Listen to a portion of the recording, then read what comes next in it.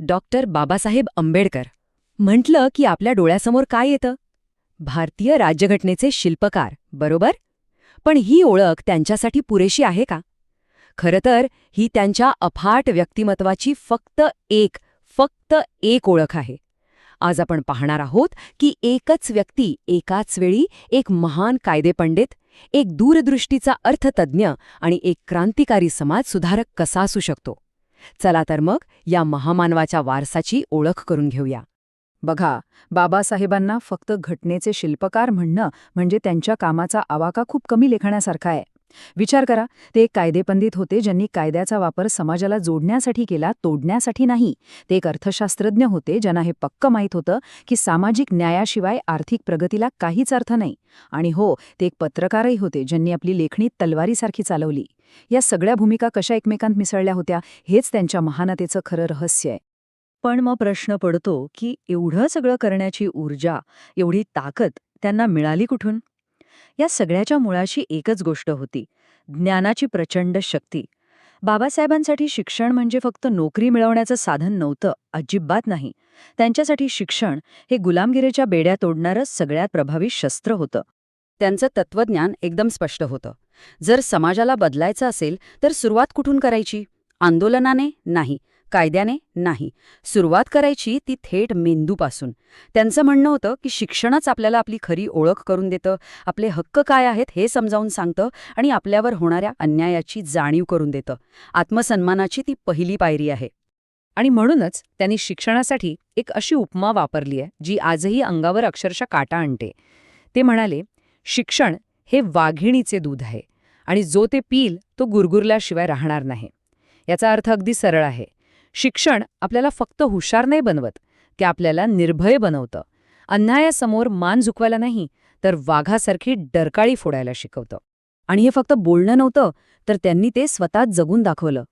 जरा विचार करा, लंडनसारखं शहर, हजारो मोह, पण तिथे एक भारतीय तरुण दिवसाचे तब्बल 21 तास लायब्ररीत घालवतोय. हे वेड होतं, ज्ञानाचं वेड.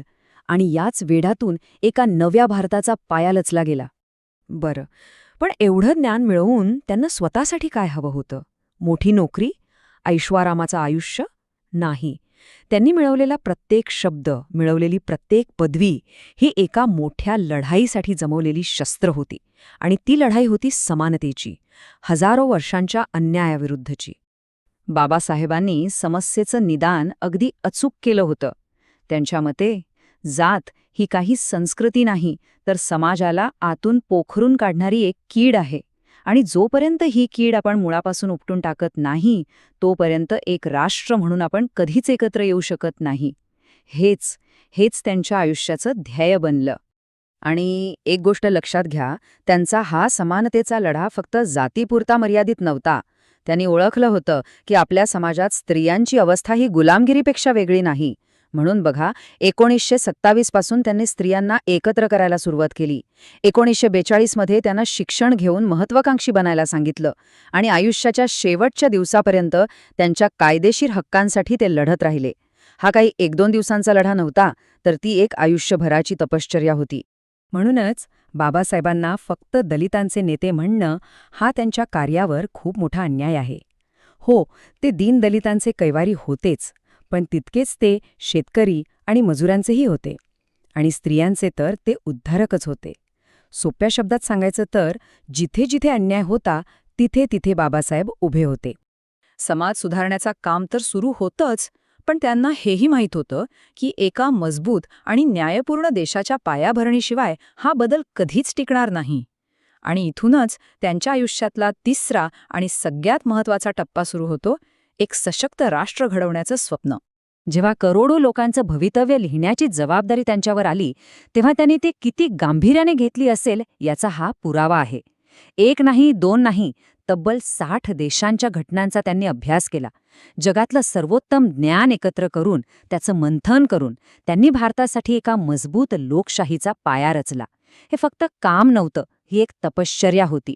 पण गंमत बघा, ज्या माणसाने आयुष्यभर समाजातल्या विषमतेवर घाव घातले, त्यांच्या देशप्रेमावरच काही लोकांनी शंका घेतली. तेव्हा त्यांचं उत्तर हे फक्त शब्द नव्हते, ती एक गर्जना होती. ते म्हणाले, आम्ही या भारत देशाची संतान आहोत, राष्ट्रावर संकट आलं तर प्राणपणाने देशाचं रक्षण केलंय आणि पुढेही करू. याच्यापेक्षा मोठ्या देशप्रेमाचा पुरावा अजून काय असू शकतो?